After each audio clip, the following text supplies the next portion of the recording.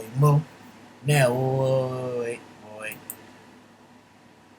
Turn this up real quick. Today we're back again with another video. Today we are back again with another NBA video. We're reacting to why was rookie LeBron so disliked by his teammates. Now, I didn't realize how much LeBron used to be disliked until like months ago. I'm not even gonna lie to you. Because it actually started to come up. But me, the whole time I was watching LeBron, like, I started playing basketball like in 2016, 2015, damn near.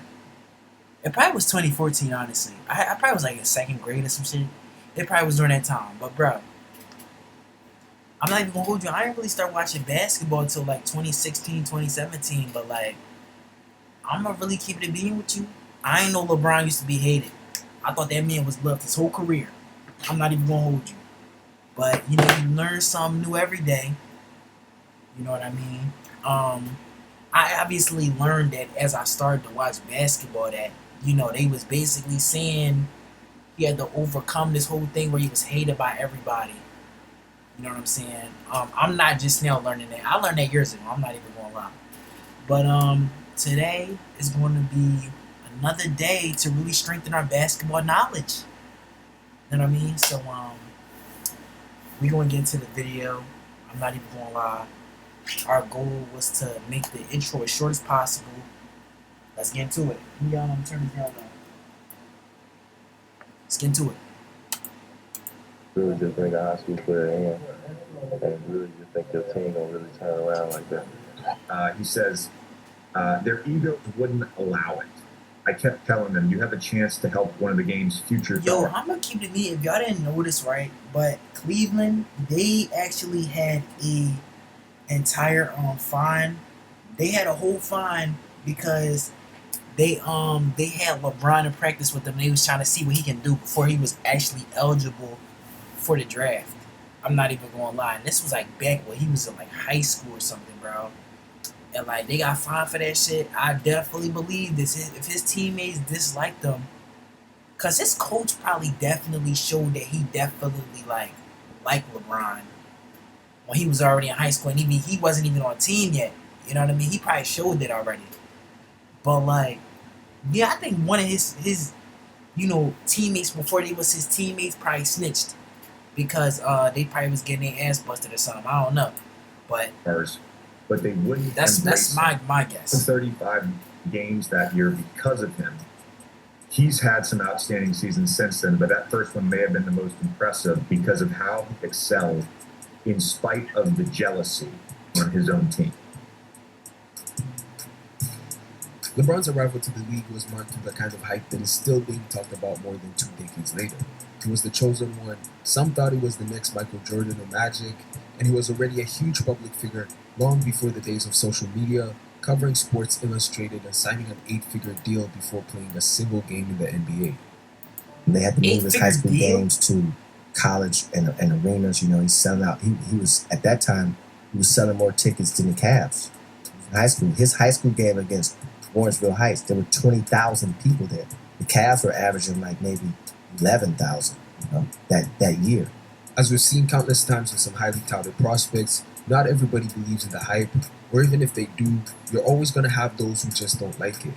Rookie LeBron was no exception, but the difference was that it wasn't just opposing teams or fans that didn't like him.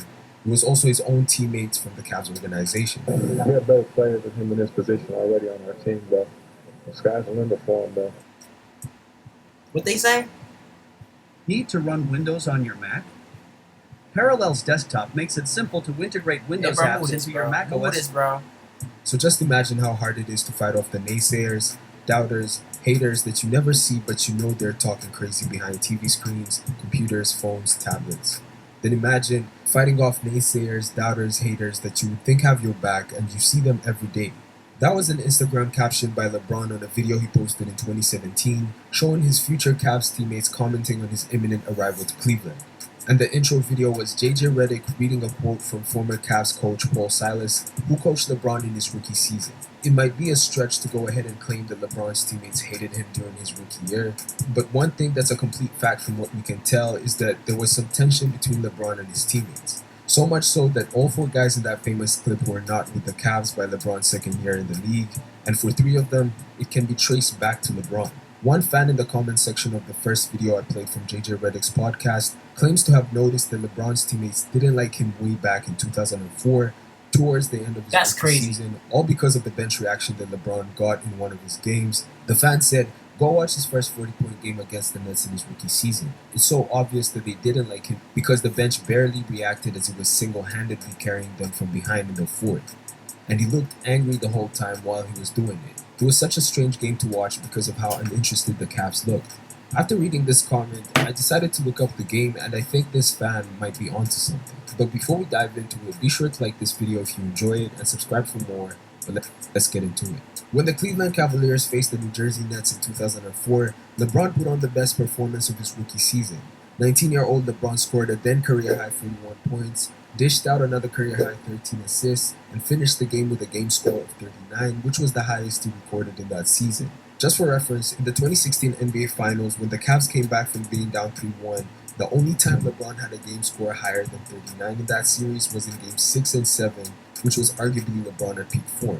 But the stats weren't even the best part of LeBron's performance in that game, but it was how he put up those numbers that was most impressive. These New Jersey Nets were the back-to-back Eastern Conference champions, and in that game, the Cavs had been trailing for much of the contest. It was in the third quarter, after this assist to Boozer, that LeBron seemed to turn it up. Fade away. Ilgauskas had it rejected by Harris. Look at the pick of LeBron James. Why the fuck they jealous of LeBron though? Like, nigga, that's your fault y'all playing ass. Why y'all gotta blame him for that? Just catch the ball and score. Stop acting like a bitch. Of power, explosiveness. He's cerebral about the game. He's very quick. That will drop. James open floor. Top keeper Brown. Brown to the hole. Curry Kittles has 19. That was pretty. James, no call. Layup doesn't go. Follow. Count it. They've got away with a push. I don't understand why they're mad though. They got a steal and all James that. has it stolen. James 1-on-2. He's a rookie. And LeBron will sometimes. If he doesn't make the shot, he creates mismatches. So the guy, he's accepting the challenge for Brown inside. Down deep. Carlos Boozer. The burst which LeBron had late in the third allowed the Cavs to come back within the game, and they went into the fourth trailing by just 3 points. At that point, the game had been back and forth. The Cavs struggled to get a lead because the Nets had answers for everything that the Cavs threw at them. In fact, the post-game stat sheet showed that the Nets had the lead for a total of 40 minutes in that game. And it wasn't too long until the Cavs were down near double digits again. But in that fourth quarter, LeBron scored or assisted on 24 of the 32 points scored, and it was a spectacular performance as you're about to see, especially in crunch time with less than 2 minutes left in the game. But as you watch these clips, I want you to keep in mind what the fan in the YouTube comments said about the Cavs bench and the teammates' reaction to the show that LeBron was putting on. LeBron James kept it alive. Lean A-line will give it up. James foul Boozer in the hole. It is even. Shot clock inside 10. What's wrong with the bench? There's nothing really wrong with it. I don't see nothing. Raise up. Fill it up. Good game. And James, Richard Jefferson for the. I mean, I seen somebody do this. It's not LeBron bad. James has hit them both. Baseline in the crowd, lost it. James up the floor. LeBron James to the hole. Got it to drop it differential. Now I ain't gonna lie, half of them, I don't know. Y'all can't really say nothing. Cavaliers got You never know. Ripped away though. James the pusher. LeBron James. He got it to drop. And let him take it to the basket inside. Jefferson for I mean, you could. I mean, they are all NBA players. But y'all want them to be fans and y'all want them to be hyping all it. Like niggas do that, but it's like that's the early 2000s, bruh. What could you really say? Them is like grown ass men. No. James for the four. The follow. The punctuation mark. Take off. Touchdown for LeBron James. Like they see somebody like this. Somebody like this, bro. Y'all keep saying his teammates was in hit. I don't think that. Now it's possible. Carlos Wait. Boozer layup got a fist shake and clapping from the bench. I think 2 clutch shots, a steal, and See, they either not doing enough or they going to get up and then they're going to clap. It's a layup for the lead and the That's all dunk I'm for the seeing. dagger also deserve some love from the bench. But even after the game was over, you didn't see too many teammates embracing or cheering on LeBron at all. So maybe the fan wasn't wrong in their observations. But we can't just base our information of the weird relationship between LeBron and his teammates on a YouTube comment, or make assumptions can't and really say jump to nothing. conclusions based on what we see. There are different reasons why this tension existed, many of which are actually documented. LeBron was easily the most hyped prospect of all time, and it seems like you hear that being said about different players these days, but there's a reason why the hype we saw with Zion and Wemby was compared to that of LeBron. But even in 2003, although NBA fans were looking forward to his arrival to the league, there was already an existing order in the Cavs organization. We know that even for the best of the best in the NBA, there's a learning curve, and that even generational talents don't become the best player in just one season. That's one of the things that all those Cavs players that LeBron posted on his Instagram in 2017 were saying, if you take away the tone and the shade, of course. And if anybody knew anything about that learning curve, it was his two teammates Darius Miles and Ricky Davis, who were both drafted out of high school, but in many ways failed to live up to expectations. And these two were also some of the main So are they the ones that's hating? guys who were suiting up for the Cavs. That's one thing I need to know. Are they But the the ones that's arrival hating? of LeBron and the hype that framed him as the savior of the Cleveland Cavaliers meant that someone or multiple guys on that roster were going to have to sacrifice their time on the court, their touches, or their role in the team to make room for LeBron and let him have the keys to the franchise. But Okay. Were they the ones that's hating? I'm so confused. Were you even listening? Y'all can't blame them because You y'all ain't ain't living up taking to a single expectations. Let me say. they didn't like that. A case in point, Ricky Davis. In the 2002-2003 NBA season, Ricky Davis was the number one option of the Cleveland Cavaliers. Davis was an athletic swingman who played 12 seasons in the league. He was in his fifth NBA season when LeBron got drafted, and he was coming off of a 25-5 season. Essentially, this was the guy that LeBron was coming in to replace as the number one option of the Cavs. Davis, however, also had a reputation as a player who was more concerned about his individual stats than team success. I mean, LeBron giving probably him the the ball. I most can't famous really say moment in his career was him throwing the ball off of the rim to catch a rebound and secure a triple-double. And you also had announcers saying stuff like this after he made his way on highlight reels. Look, no one has ever questioned the athletic ability of Ricky Davis. What they question is his understanding of the game, his willingness to share the basketball and play within a team concept that helps you to win games. This self-centered attitude had caused Davis to butt heads with many people around the NBA on many occasions in his career, especially Paul Silas, who had coached Davis early on in Charlotte, before they met again when Silas was brought in to coach the Cavs in LeBron's rookie year. Davis felt like it would be a while before LeBron becomes a top 10 player, so he was hesitant to make any changes in his game. So when LeBron came, everything was good. We were rolling. LeBron was in, because I knew the young fella wasn't ready to, win us a championship. So I figured, shit, I'm going to just keep doing me. I really don't care who on the floor. I'm going to just do me no matter what. You ain't got to run me no plays. You ain't got to do nothing. He was still focused on getting his and putting up his stats, and on one occasion, he even said that he saw LeBron as a complementary piece to help him carry the scoring load. He would then get a wake-up call because, unlike Davis, the coaching staff and the front office were determined to give the keys to LeBron and make him the number one option as soon as they could. And according to Davis, this worsened the already weird dynamic between him and the coaching staff because he was getting pulled out of games in which he was playing really well, his minutes were becoming more and more inconsistent, and he felt like he was being held back from performing at his best. That is all Dick in order Ryan. to They let- could have literally had LeBron at. Why y'all just ain't play both of them? They was doing good. And then the crazy part about that is, right, it was a certain year where, like, the Cavs was really the worst team ever. And they had to be carried. Obviously, this did not sit right with Davis, and when he brought it up to the coaching staff, they did not deny the fact that he was getting a different kind of treatment, but the reasons they gave for it was what did not make sense to Ricky Davis because they claimed that he was being harsh to LeBron. Next thing you know, Paul What? Silas takes me out, and he's like, I'm taking out, he take me out. I'm like, what's up, coach? He like, man, you got to stop kind of yelling at the young fella. And I'm like, what are you talking about? So I go back on the bench. I ain't think none of it. I'll go back on the bench. Next thing you know, I'm not in the game. That whole game, he didn't put me back. I go back the next game. Same thing. Get buckets. I think I came out, scored 15 points in the first quarter. I'm pissed. Okay. He takes me out again. And I'm like, Coach, what's going on? And he like, you keep yelling at the young fella. He said the same exact What thing. the Now, there's two Yo, that sides to this coach is Dick Ryan, bro. See, I ain't gonna lie, I can't really say that either because they is saying that all the teams around the NBA, like, they don't have, the teams are not loyal, bro. one. There's one story that Ricky Davis cussed Like out this LeBron basketball organization shit is all about money. for driving to the basket Even in instead of high passing school, him the ball bro. in a game against Portland. But even to this day, Davis claims that he never cussed out LeBron and that This shit is if there was about ever money. such It's an not about the instance- players no more, man. That's one thing I gotta realize. So he should have definitely. I would say he could really get traded after that. The stats is correct. You know what I'm saying? They got 20 points per game, 15 because they taking him out early. Yeah, with the right team, he could definitely play better. It was He just a definitely found the right misunderstanding team. because that's just how he talks. Ricky Davis claims that as a result of all this, he found himself in a weird spot because he did not know what he had done to LeBron, and this had him questioning himself for a little bit.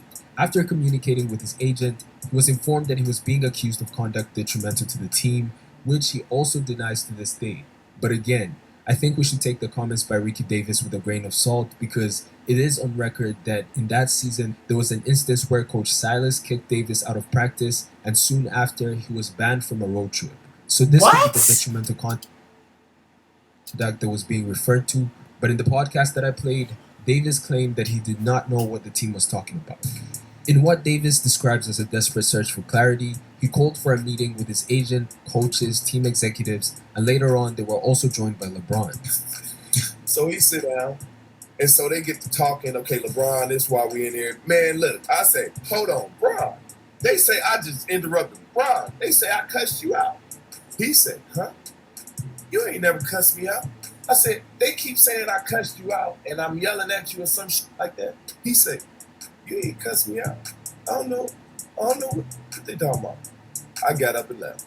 Ricky Davis stormed out of the meeting, and it was immediately after that he was traded to Boston just 22 games into that season. So if this information tells us anything, it's that Davis was definitely one of the players that Paul Silas was referring to when he talked about how the egos of certain players got in the way of helping LeBron. Because when he was asked about the trade, That's the coach right there that did that shit?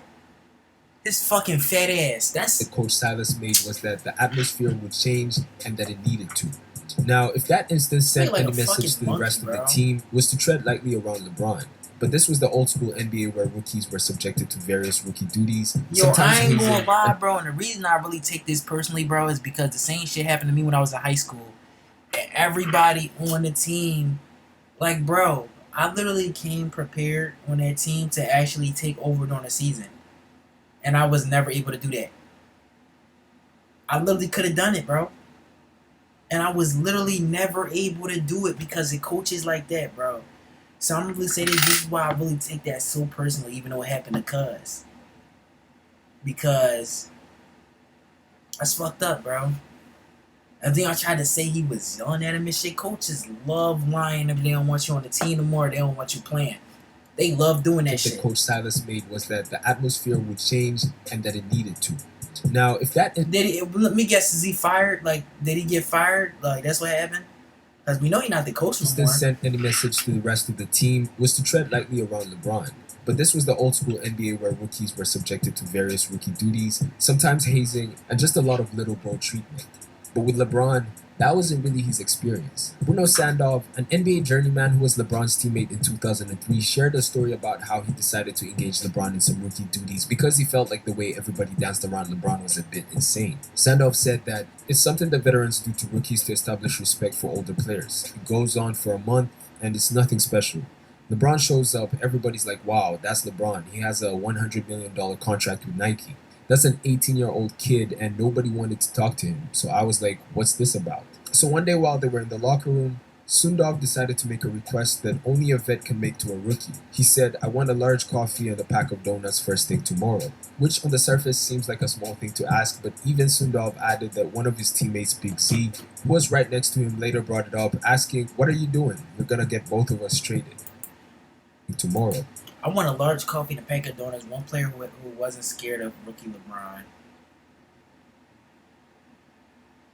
Everyone was walking around on eggshells around LeBron, but for Bruno Sandow, he was 18-year-old kid who just wanted to be one of the guys. which on the surface seems like a small thing to ask, but even Sundov added that one of his teammates, Big Z, who was right next to him, later brought it up, asking, "What are you doing? You're gonna get both of us traded." LeBron responded with a "Yeah, no problem." Yo, that nigga had that much power? Oh, that's crazy. Shit, I would have been scared shitless too, man. Which left the whole locker room in shock.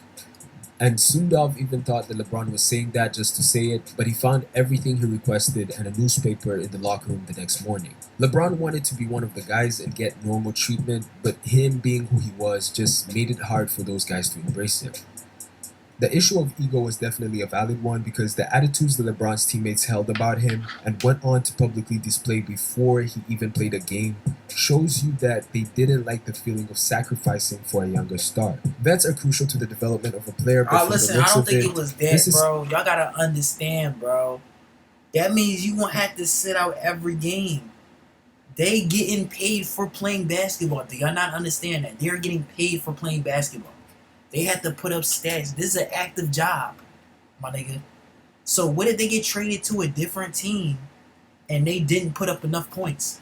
You think they're gonna play them now? No. Y'all gotta understand, with playing on a team, it literally opens up options for you. If it's not opening up options for you, you're not gonna make it nowhere. You're gonna retire early. It's just you're gonna be washed. That's what they're gonna consider you, washed. So I actually understand why they didn't want LeBron to take up all their playing time and all that. Don't get me wrong. Everybody likes LeBron James, but at the end of the day, bro, you gotta understand, if that was you, how would you feel? Would you really want this nigga to play over you every single second of the game? You're not getting it at all. This nigga literally said he was doing good during the game, and the coach pulled him out and put in LeBron. Dog. Something that rookie LeBron lacked. But obviously this didn't hinder his career trajectory. Bro, it's not LeBron's fault though, bro. It's the team. They do that to cause problems with people. They will literally make you go against your own homies, bro. I'm trying to tell you that right now. This whole basketball thing is about money. It's not about the players, bro. Some of those guys who were more focused on getting their own shine. Listen, if LeBron can make them a certain amount of money or bring your team a certain amount of leverage, popularity, all this, they want to put him in for however many times they want. And I knew that was a problem when literally, bro, I'm literally the only dude on 2K that literally put in every single player.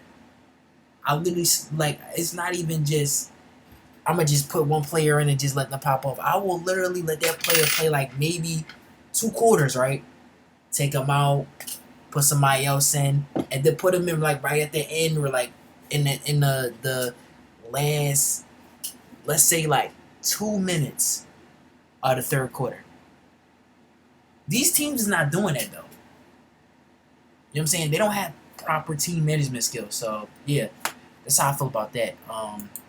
Missed out on an opportunity to contribute to a legacy that's unlike anything we've ever seen. That's it for the video. Please be sure to like because this took a lot of time to make. Comment and let me know what you think about this whole story. Share. And last but not least, subscribe for more videos like this. One time, rookie LeBron missed all team game. Ooh, should we watch that, y'all?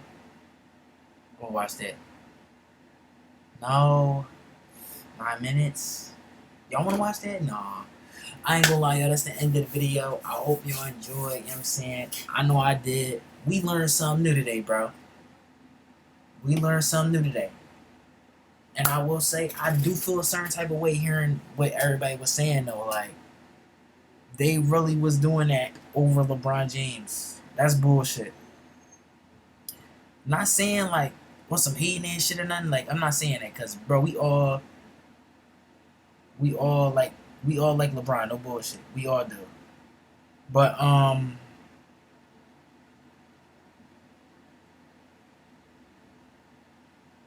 yeah, like I'm saying, we all like LeBron James, we all do. You know what I'm saying? But at the end of the day, bro, that's not fair.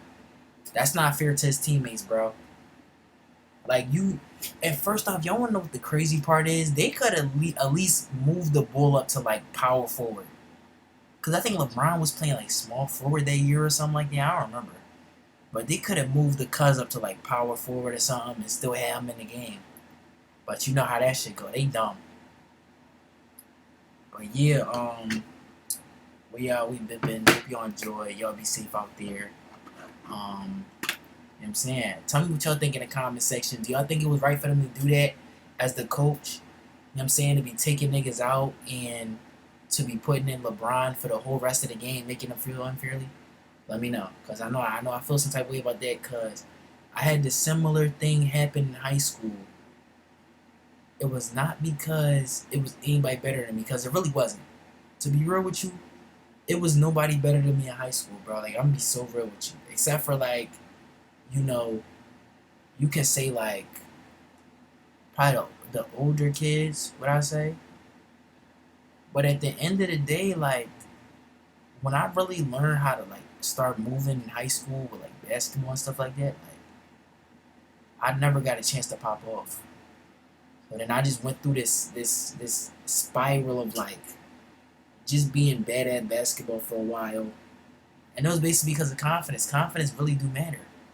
Y'all gotta understand, bro, like, the way that y'all treat these players, bro, the way that y'all treat these basketball players, bro, or these sports people, whatever you want to call it, like, that's gonna bring their confidence down. They never gonna be able to play the same again for like a little while. So, like, y'all gotta be careful with that. Just to really let y'all know, just in case y'all don't know, because a lot of people don't know that. People think this shit just fun and games and laughs and giggles. It's not, bro. It's really not. Like, that shit really does fuck people mental. But we out. We been. I catch y'all next time. It's your boy Mo. Yo.